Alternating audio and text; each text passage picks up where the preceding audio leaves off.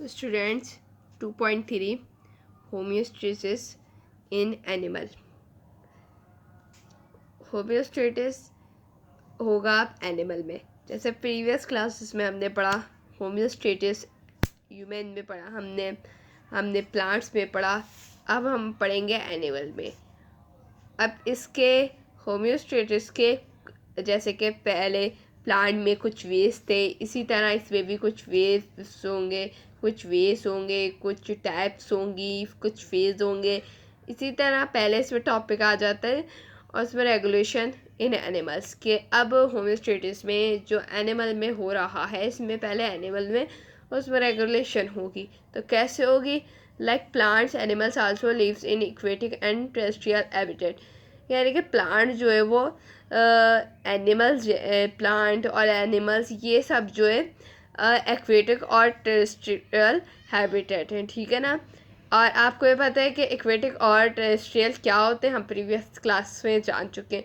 अब according to their environment their cells require more critical balance, कह रहे हैं कि ये अपनी एनवायरनमेंट के मुताबिक इनके जो सेल्स होते हैं, ठीक है, वो क्रिटिकल बैलेंसिंग करते हैं, ठीक है। ज़्यादा क्रिटिकल बैलेंस होता है किसमें? वाटर एंड सॉल्यूट्स में, ठीक है। वाटर एंड सॉल्यूट्स में क्रिटिकल बैलेंसिंग होती है, ठीक है।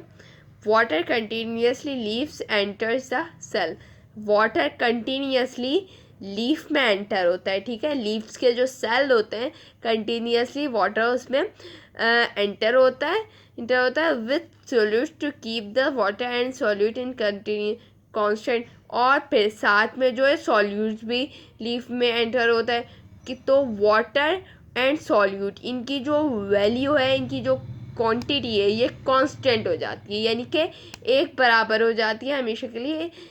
यानी कि एक बराबर हो जाती है किसकी? वाटर एंड सॉल्यूट्स की क्वांटिटी एक बराबर हो जाती है, कांस्टेंट क्वांटिटी हो गई।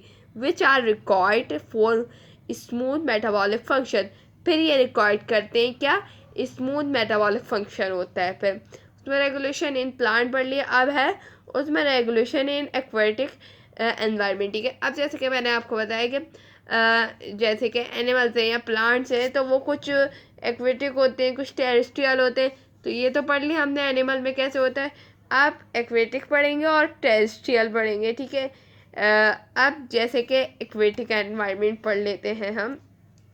Aquatic environment, the aquatic condition are classified on the basis of the concentration of salt present in it, कह रहे हैं कि एक्वेटिक कंडीशन में ये जो बेस जिस पे क्लासिफाइड करती है कि उसकी जो कंसनट्रेशन, सॉल्ट की जो कंसनट्रेशन प्रेजेंट होती है उस पे बेस होती है, ठीक है। तो the water which contains very low amount of salt cold fresh water, कह रहे हैं कि जहाँ पर अभी जैसे मैंने आपको बताया कि उसमें रेगुलेशन में अभी हम एक्वेटिक एनवायरनमेंट में पढ़ रहे हैं कि उसमें रेगुलेशन, ठीक है। तो अब ये जो उसमें रेगुलेशन है इसके अभी दो फेस निकलेंगे जाके, ठीक है। तो पहले तो ये एक्वेटिक कंडीशन किस पे बेस करती है कि जो सॉल्ट की कंसनट्रेशन प्रेजेंट है, ठीक है, जो सॉल्ट कंडीशन प्रेजेंट है उसके ऊपर बेस करती है ये क्या? Aquatic condition. अब जो है वाटर यहाँ पे कंटेन होगा वेरी लो अमाउंट में, ठीक है, very low amount of salt, ठीक है। तो यहाँ पे वाटर कंटेन करेगा बहुत लो अमाउंट किसकी? सॉल्ट की, ठीक है।